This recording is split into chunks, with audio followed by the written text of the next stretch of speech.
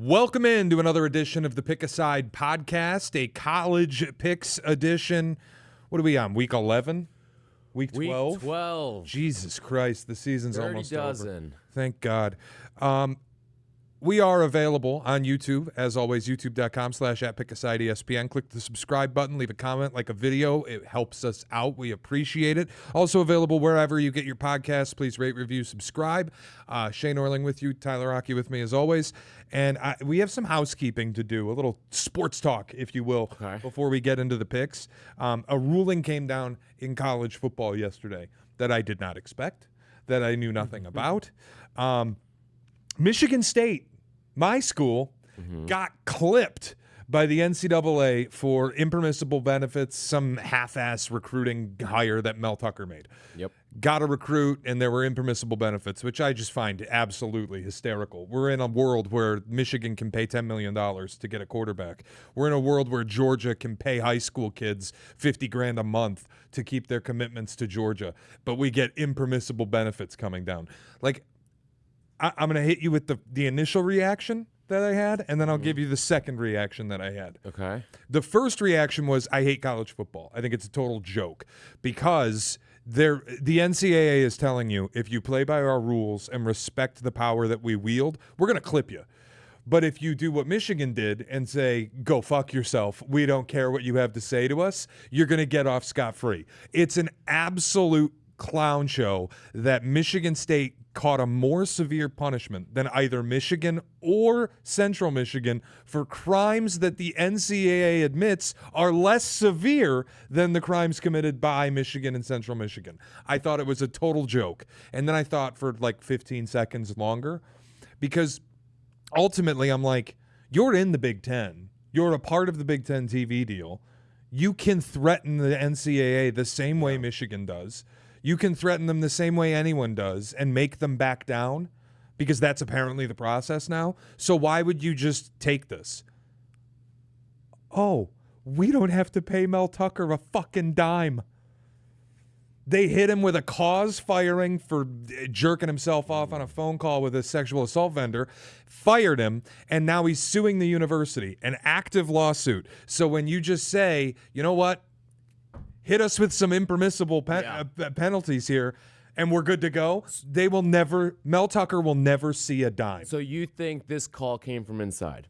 Yes, I think they made the investigation. They hit him with this is what the penalties will be. And J-Bat said, we're not the AD. We're not even going to appeal. We'll just take this because you know what? Now I don't have to pay this fucking guy anything. Just go away forever. Yeah, you're paying what, like a $30,000 fine or something like that? And this is the new world of college football. Like Michigan decided we're going to pay $30 million to win a national championship. That was their calculus. Michigan State decided we're going to vacate 14 meaningless wins. Yeah. Like I care. Where can I drop them off? Please take them. Our winning percentage went up. That's not a joke. It's a fact. Our winning percentage went up by vacating the games. They vacated all 5 of Jonathan Smith's wins from last year. He may finish as a 0 conference win coach. I love it. Because it's like, oh, we can give you the 14 wins. Take them, please. Tear down the banners. We didn't put any up. Like, just take them, and we can now fire our coach and not worry about the buyout money because we're never going to have to pay Mel Tucker. Yeah. It's also, the reason I bring it up, LSU, I think, is going to find a way to do this. I think this is the new bet there's a bunch of schools that try to do it this year. This is the new calculus. You have to fire a head coach and worry about buyout money, and you're trying to avoid it. And Brian Kelly's suing LSU. All LSU's got to do is go, here's some stuff Brian Kelly did wrong. Investigate us. We won't appeal. Hit us with a hammer, and we never have to pay him, ever.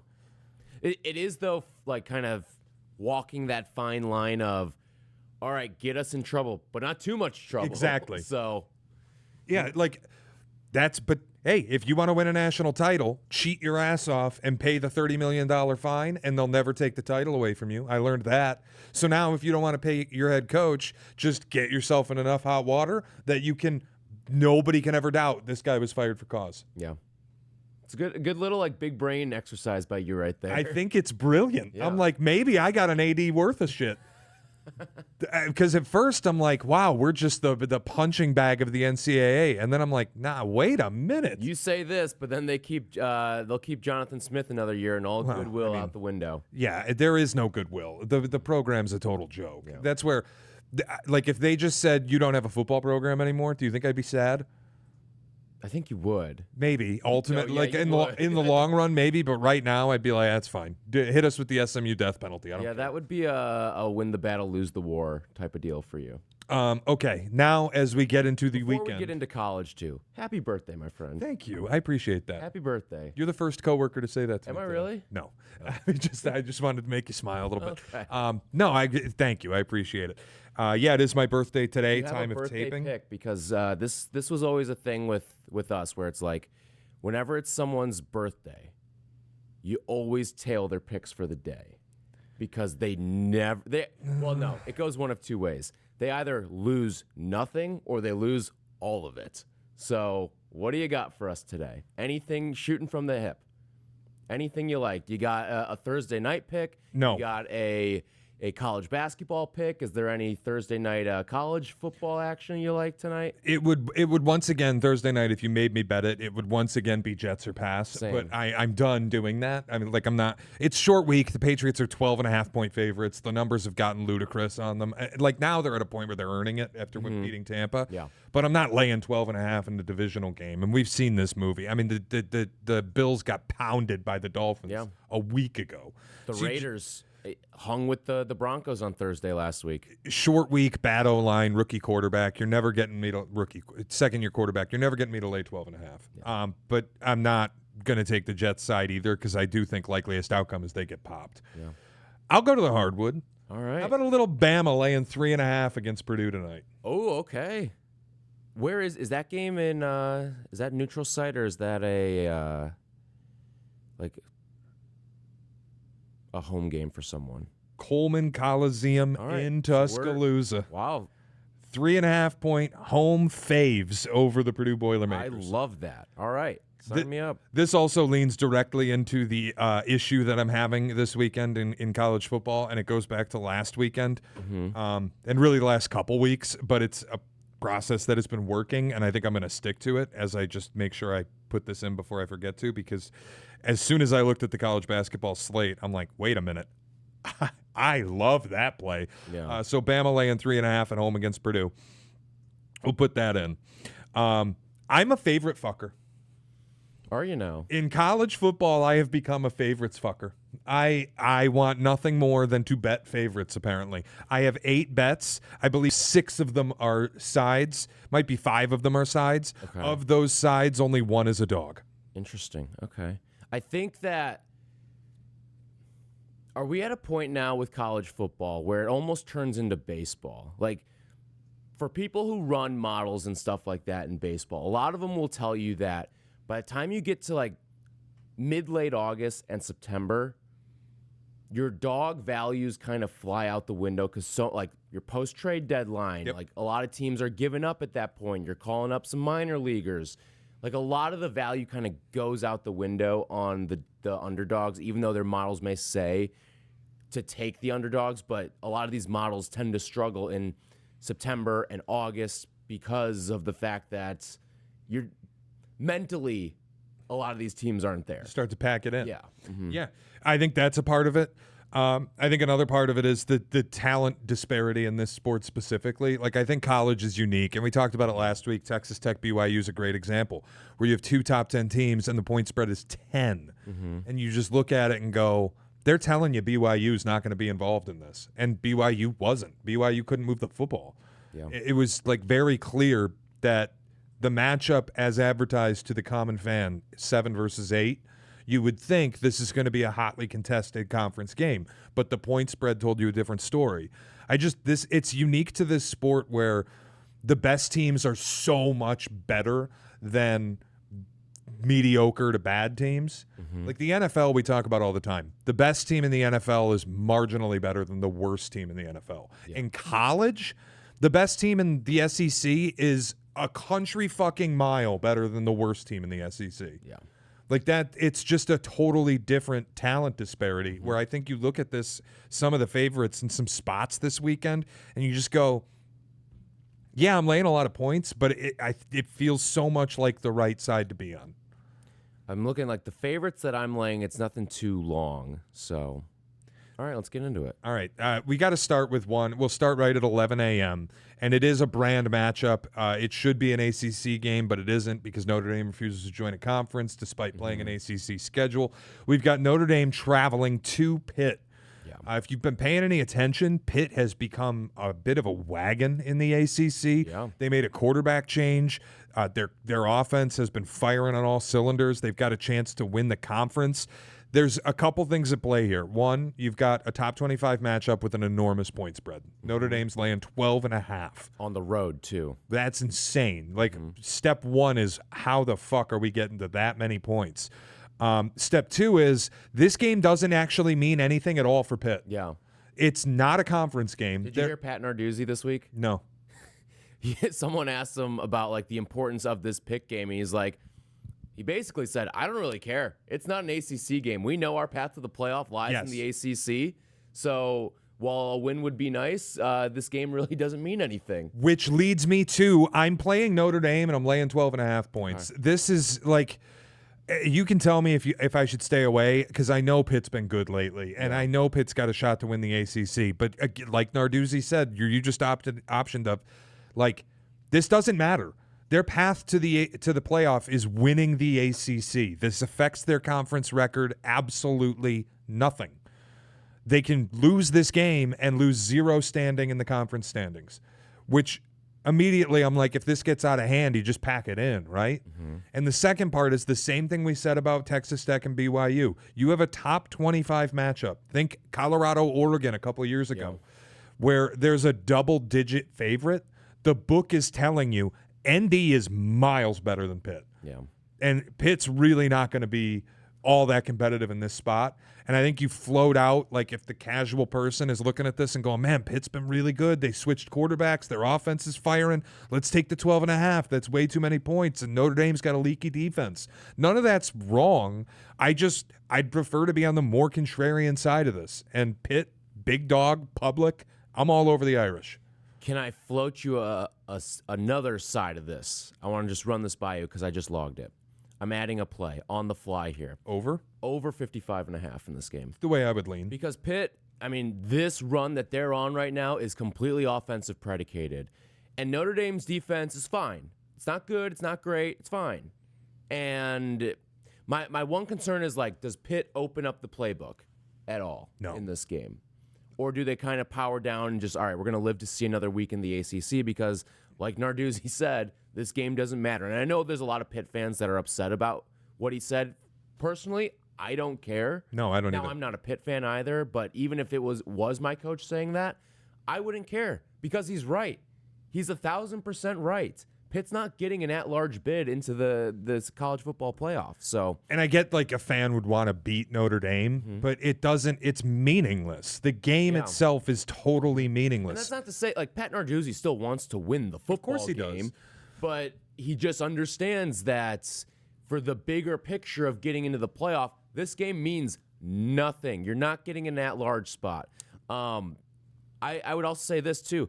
I think Notre Dame's just going to be able to move the ball on Pitt in a way that we haven't seen Pitt really challenged offensively this year. C.J. Carr has played really good football. Yep. Jeremiah Love, we know what he's been on the ground. Jadarian Price is a good change of pace back too. So I'm going to go over 55.5. My question would be on the like, when do you, if you're worried about the over in Pitt kind of shrinking things and just powering down, at what point do they do that? Because if is it 14-0 at the end of the first quarter and then Narduzzi's like, we're just going to wrap things up here and get out of this healthy? Or is it like 28-14 at halftime and then Pitt's like, we're going to power it down?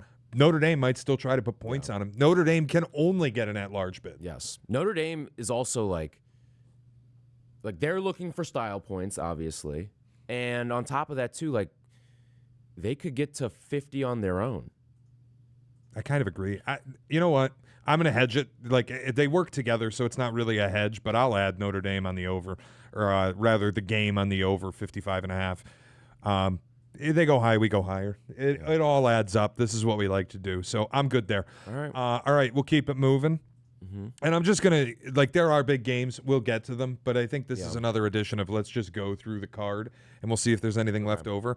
That's all I have at 11 a.m. Do you have anything else in the early kicks? That's all I have at 11 a.m. Okay, this is one we need to talk about because I don't know if I have the balls to play it. Okay. Virginia traveling to Duke. Duke laying 4. Virginia's ranked. Yeah. Virginia's having a bit of a dream season.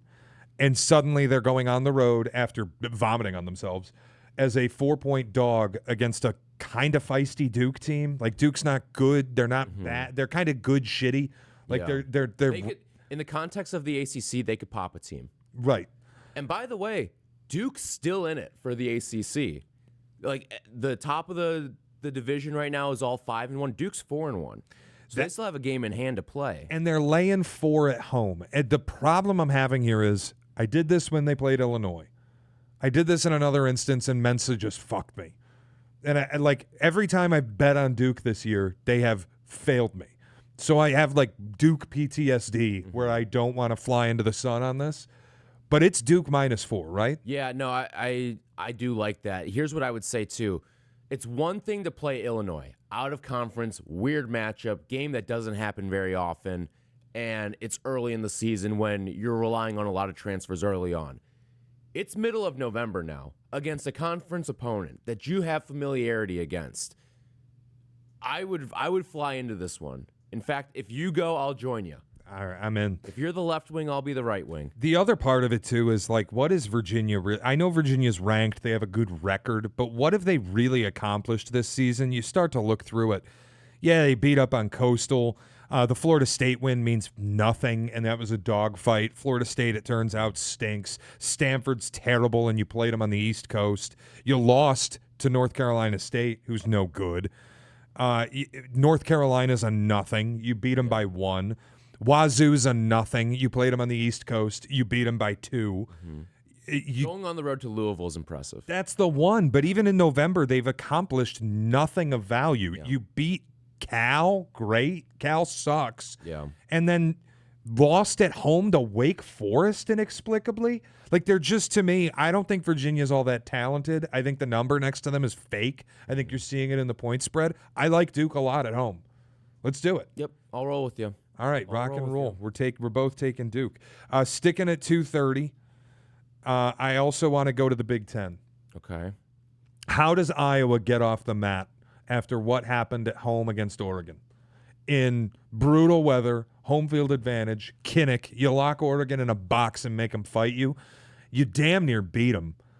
But Oregon comes out the victor late in that game. That throw Dante Moore made at the end, outstanding, just with a one big play. Your gift for the horseshoes and hand grenades of almost beating Oregon is traveling to Los Angeles.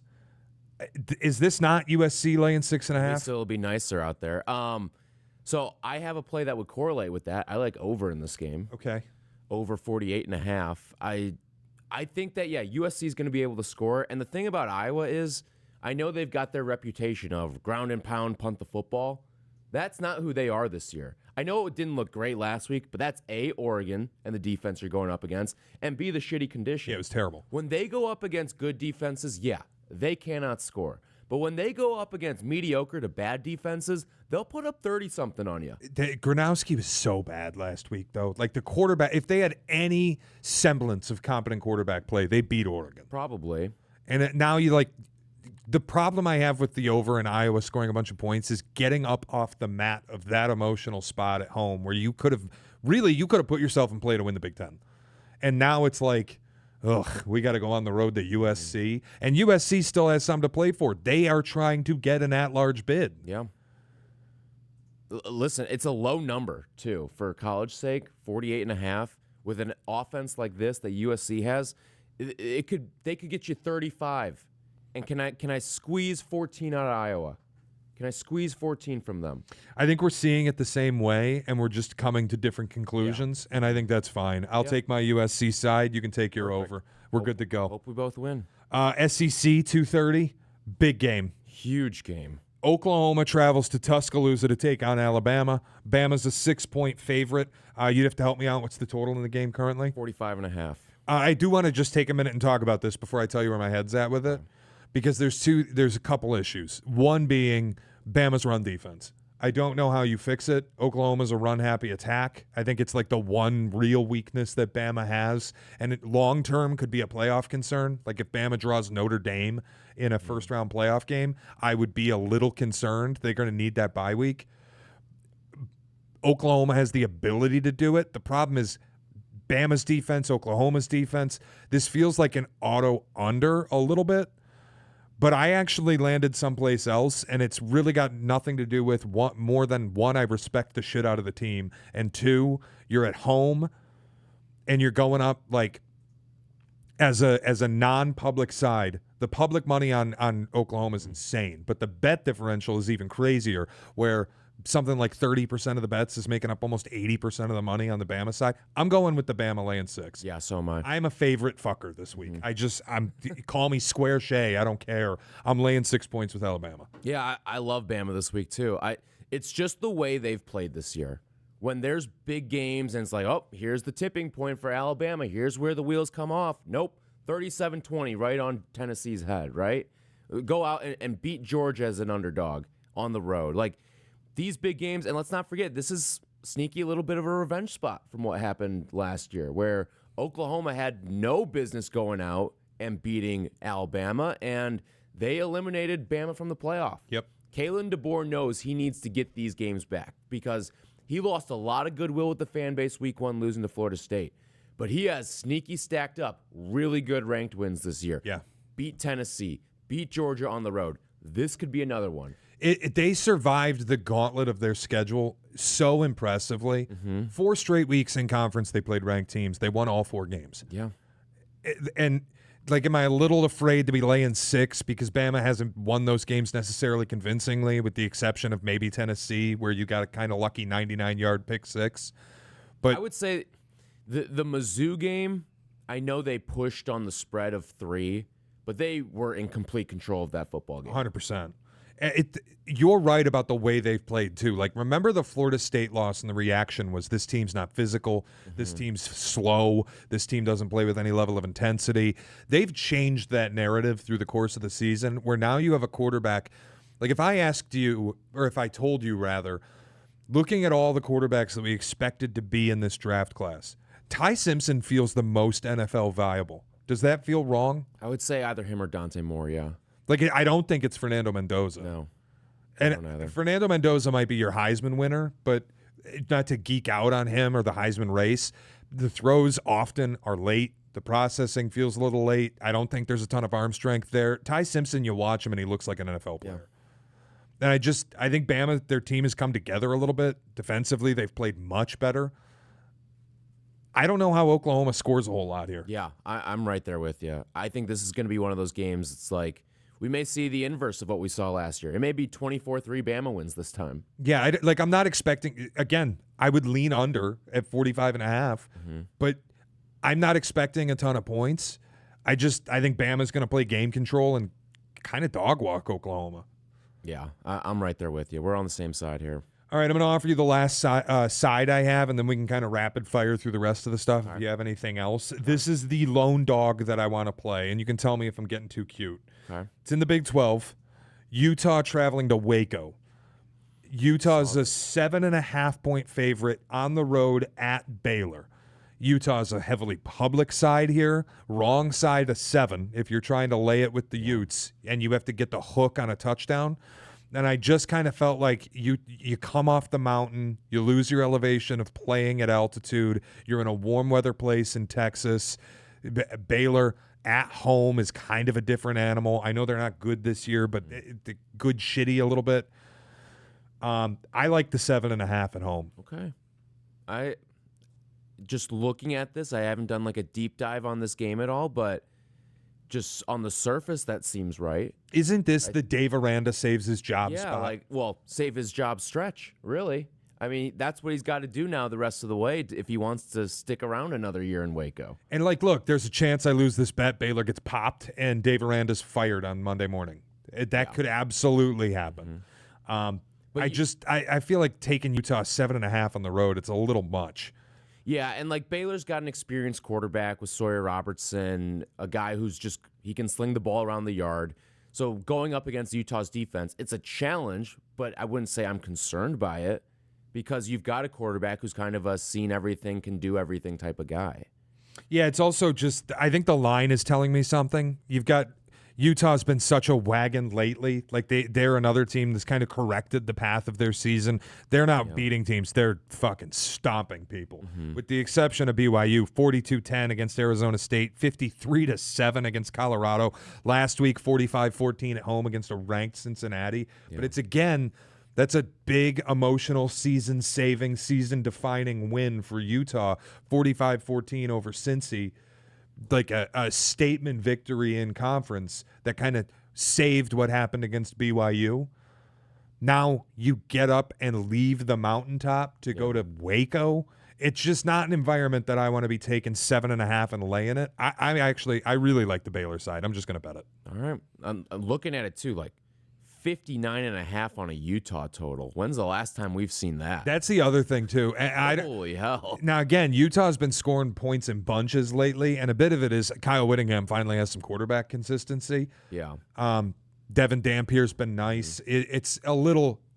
He's been hurt, too, so it kind of is Cam Rising 2.0, but not to the extent of you're putting Cam Rising on a milk carton, like the college game day signs. Somebody find my quarterback. We haven't hit that level. No. But if Dampier's healthy, Utah can score points in bunches. It's just, are they going to survive a shootout on the road and cover a big number? I don't know. Yeah.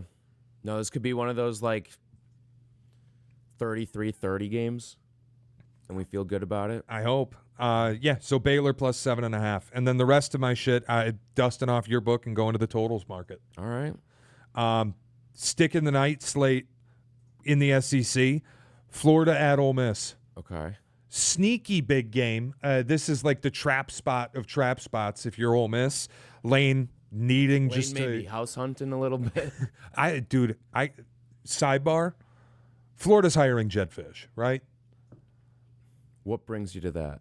The way Washington played last weekend. Just disgusting play from them. And it feels like, tell me, like, the display that they put on, just tell me you're looking for a house in a new market. Like, Florida came available and Jed Fish is like, I'm out of here. If you're a Florida fan, though, is Jed Fish like we hit this one out of the park higher, though? No, but who is it? Lane? And I don't know that Lane is the guy that's leaving the job that he's at. I mean, I told you, when Saban comes out and says, why are these jobs better than the one he has? That's Lane's best friend saying it. Yeah. The whole not having an extension of some sort is the thing that has my antenna up right now. The other side of this is the way Florida played last week. Yeah. You didn't just lose to Kentucky. Yeah. You got fucking punked at Kentucky. DJ Lagway got benched. It's a Kentucky team that they're looking for reasons to fire Mark Stoops, and you lose by 30? Yeah. Like I don't think Florida can score in a morgue right now, which leads me to the play. I like the under 53.5. Ole Miss defensively, they can clamp you down a little bit, get out to a big lead. 14 and a hook is the spread. I don't want to be laying 14.5 because I think there's a world Ole Miss wins this game something in the range of 28-14, and I don't want to be a part of losing by a hook. But I do think this is like Ole Miss takes control, gets out big, and shuts it down. Mm-hmm. Let's just get out of here healthy. We're at home. Yeah. They can't score. I like the under 53.5. Okay. Listen, I've been a fan of what Ole Miss has done defensively this year. I think it's been, you always think offense when you think of Ole Miss and Lane, but defensively they have been tremendous this year.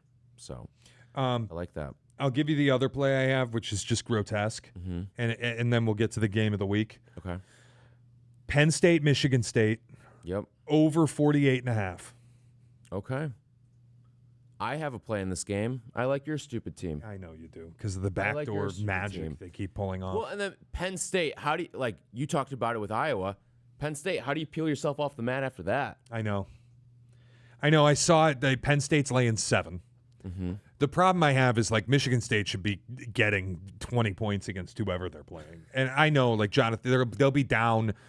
they're going to be down 28-17 and have like a incredible, impeccable touchdown scoring drive at the end of the game that means nothing the year. just to cover the 7 points. Yep. Because all Jonathan Smith does, and then he's like, I just want to make money for the alumni. Dude, go fuck yourself. We all can't stand you. We want you gone. Like, I've been burned. I thought about taking the Penn State side, and the reason I didn't is because I've been burned so many times going against my stupid school. So I just had the thought, like, 2 elite running backs, Nick Singleton, Katron Allen. Penn State clearly can score on good defenses. They did a week ago. Yeah. Michigan State's a soft-ass defense. They'll give it up. And they're always capable of scoring late in games on let's just cover the number drives. I landed over 48.5. Okay. We'll hopefully both come out victorious on this one. How about a little shootout in East Lansing this week, huh? Yeah, nobody's going to watch. That's why I saved it for the end and just a quick little nobody is watching this shit. What channel is this even on? CBS? Yeah. What are they doing? What else are they going to put on? Dude, this is what I'm talking about with this sport. The SEC on CBS theme music is going to be playing over a duel between 3 and 6 Big Ten teams. I will say this. My initial feeling was, yeah, what else are they going to put on? But then I see that USC Iowa's on BTN. That's atrocious. That's terrible. That's a ranked matchup. USC Iowa 2:30 on Big Ten Network, so that Penn State Michigan State can get CBS. And a brand, no less, too, with USC. Like, even preseason, you'd think CBS would want the USC Iowa game. Brad Nessler and Gary Danielson should fucking riot. They should quit their jobs. Like, that's if I were Nessler, I would say you are sending me to Los Angeles or I am quitting my job. Yeah. Or that'll be all. East Lansing in November.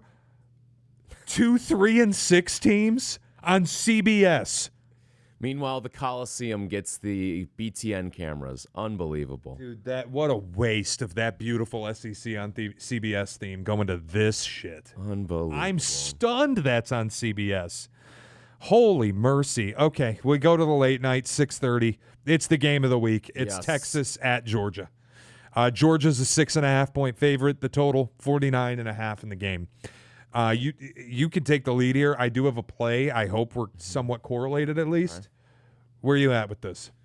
I'm going with Texas and the 6.5. I think they've got a great chance to outright win this game. The way that their defense is playing right now, Arch Manning continues to look better and better and better each week. He's never going to live up to what the preseason expectation was, but he's certainly a hell of a lot closer to it than he was week 1 when we saw that dumpster fire against Ohio State. I think he's starting to see things a little bit, and he's done it against some solid defenses, too. I really like the way this Texas team is playing right now. Sark knows, backs up against the wall, need it for a playoff.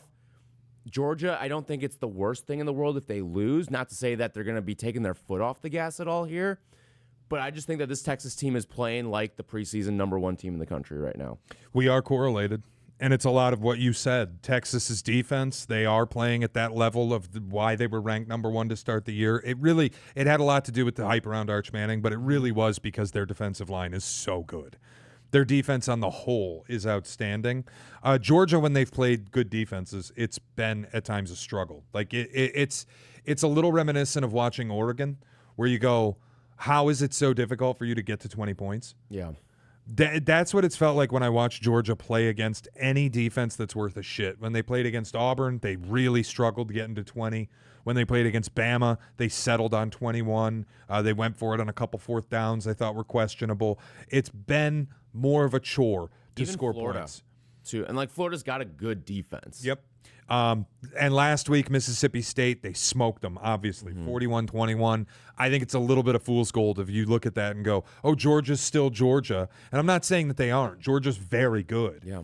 But I don't think this game hits the point of 48.5 points. I'm going under because I get everything I want in this game. I get Texas's defense. I get Georgia's defense. I get to fade Gunnar Stockton in a big spot against a great defense a little bit. I get to fade Kirby Smart's 4th down decision-making comprehensively this season. I just don't see a world where this is hitting 50. Yeah. I kind of feel the same way. This feels like I don't want to say it's going to be like a 20-17 because that feels a little low there, but like maybe a 24-20. Does it not feel a little bit like Ohio State, Texas to start the year? Not that it'll be a 17-7 like grudge match, but it does. It's two defensive-minded teams. If this is 10-7 at half, is anyone shocked? I don't think so. Also, importantly, it's two coaches who will gag a big spot. Sark loves nothing more than a terrible play call in the red zone, and Kirby loves nothing more than an incomprehensible fourth down decision. Yeah. I will say, like, Kirby at least has the rings to say, like, well, of course, gagging in a big spot. I'm not going to put that reputation on him. It's also not me saying like these coaches are no good. These are both excellent coaches. You start to wear the reputation of big spot questions when you're good enough to earn it. It's the way we talked about James Franklin for years. If he hadn't been good enough to be in the conversation, he wouldn't have been a meme. Like Kirby has won huge games. Sark has won huge games, but it's also enough times in big spots I've watched Kirby gag it a little bit on a fourth down call. Like, I don't know, you're down 3 against Bama and you opt to not kick a chip shot field goal to tie the game. Yeah. That was silly. Sark, how many red zone goal line fades have we seen that have done nothing? Shout out A.D. Mitchell in the playoffs. Yeah. It just, red zone play calling for Sark has always been a problem. He gets a little cute in big spots. And Kirby, I think, will make the wrong fourth. Tennessee, he kicked the field goal when he should have gone for it 100 times. Yeah. And then Bama goes for it when he should have kicked the field goal. So I get to fade everything I don't like about both these teams and just take an under. Yeah. I like it. All right. Good stuff. All right. That does it for me. What else you got? All right. Friday night. Ooh. ACC Clash. Louisville. Clemson. Louisville, a 3-point favorite. Louisville's the only team with anything to play for. If you can talk me into this, I looked at it for so long. Probably 15 minutes I spent just like trying to dive into this and find a way to play Louisville. And frankly, you can fish around and find some 2.5s too. Doesn't the number scare you a little bit? Not really, just because it's like the Clemson brand of it. I don't know where Clemson's at mentally right now. They've played in some very like head-scratching games the last couple of weeks. Louisville coming off a horrific loss to Cal, too. Yeah, and, like, these games mean a shit ton now to Louisville. Like, they have a chance to get to the playoff. And, frankly, of all of, like, the cluster of ACC teams right now, to me, it's Louisville and Georgia Tech that are the ones that stand out among the rest of the pack here. And I think you're getting Louisville who, they're coming off the bad loss. Your ranking doesn't look all too flowery right now with 20. But I do think they're probably one of the 15 best teams in the country. The way that they've played offensively, I'm a big Jeff Brom guy. Jeff Brom, I mean, this is a game where, I mean, you could bump Clemson to 4-6. If you bump Clemson to 4-6, then the conversation picks up about Dabo, and maybe Jeff Brom slides his way down to Clemson, South Carolina, too. I'll tell you, I like it more when I factor in that Louisville's coming off the loss to Cal. 18.5-point favorites. Yeah, you big favorites at home against Cal. You lose outright in kind of a look-ahead spot. Not that they're looking ahead to Clemson all that much, but now this becomes your biggest game of the season, and it's a Clemson team with nothing to play for. They've gotten nothing out of Klubnik this year. I may join you on this. All right. That's the way I'm going to go. Cardinals laying 3. All right, I'm in. And then last one for you here, we're going to go to the SEC, 645. I love the 645 SEC network kicks. It like tries to isolate itself a little bit. Yep. But then in reality, the ABC game doesn't actually kick to like 642 anyway. So you're basically in the same time window as everyone else. Mississippi State and Mizzou. Cowbell? You know it. I mean, we all saw what Mizzou did last week with a, third, fourth string quarterback, Matt Zollers, who terrible. I think has a little something in his game. I'm not out on Matt Zollers. He's a highly touted prospect, but he's clearly not ready right now. And give him an off season to just kind of like acclimate himself. He's a true freshman right now. So, dude, I think eventually he'll be good, but right now, I think Mississippi State can outright win this game. Do you want added incentive? I'm going to join you. I'm going to end up with 11 bets. I'm going to take Mississippi State here because I just realized there's added incentive on this. What do we got? This is their last opportunity to make themselves bowl eligible. They have 2 games remaining on the season. This game and Ole Miss. You're not winning in the Grove. Yeah. You know you're not winning in the Grove. Yeah. This is it. You put it all out on the field because if you lose, you're not going to a bowl. Yeah, and Mississippi State, you got to think about it in the context. Last year, they were trash. One of the worst teams in FBS, especially in the Power 4. This year, if you can get to a bowl, and I know that bowls don't mean what they used to mean, but for progress' sake, it means something. Yep. And to go in, wipe out a program, and then completely flip it around and get to 6 wins, I think is meaningful. And I think they've got a chance. Mizzou's got a great defense. We know that, but I just think this Mississippi State team, we know what they are offensively. They can be tremendous. And I think it stacks up pretty well against what Mizzou's going to do. And I don't trust this Mizzou offense right now. I also think, too, the way that they started their season, not the like you're not getting bonus points for beating up on Alcorn State and NIU, but the way that they started their year 4-0, and they were frisky in that Tennessee game. They had chances to win it. They played Texas really tight. Getting a win here and qualifying to be bowl eligible would go a long way towards rescuing the way the season started and all that goodwill. Yeah. You go on the road and win at Mizzou. Mizzou's already bowl eligible. They know they're out of the playoff. They know their quarterback died, Bo Perbula. They're starting a true freshman third stringer. Yeah, I'm in on this. More cowbell. Why not? All right. Let's have a little fun. Flat 7-2. I like the number. Okay. Well, that wraps it up for me. We good? I'm all good. Yep. That's everything I got. I don't know how. We sat down before we got on the air and not betting a whole lot. I've ended up with 11 bets. Louisville laying 3. Notre Dame laying 12.5 and the over 55.5. Bama laying 6. USC laying 6.5. Duke laying 4. Over 48.5 Penn State, Michigan State. Baylor plus 7.5 at home. Under 53.5 Florida, Ole Miss. Under 48.5 Texas, Georgia, and Mississippi State plus 7. All right. I am Louisville as a 2.5-point favorite. I've got over in Pitt and Notre Dame, 55.5 the number there. Bama laying 6. Over 49.5 in Iowa, USC. Duke laying 4 against Virginia. Michigan State getting 7 against Penn State. Texas getting 6 against Georgia. And then the Bulldogs, Mississippi State, getting 7 against Mizzou. All right, that'll do it for the college edition. We'll be back tomorrow with an NFL edition of Pick a Side. I'm going to piss everybody off tomorrow. Little tease. But one of my favorite plays is not going to make people happy. So we'll get to that tomorrow on the NFL slate. Got to finish the deep dive. I love this NFL board. I've just perused it so far. I haven't done the deep dive yet, but I've kind of liked what I've seen so far. Just as a teaser, I'm going to have a lot of plays tomorrow. Okay. Like 6 or 7 NFL bets. I love the board tomorrow. So we'll get to that. That'll be available again wherever you get your podcasts. And as always on YouTube, youtube.com/@PickAsideESPN. For Tyler Aki, I'm Shea Norling. It's the Pick a Side podcast.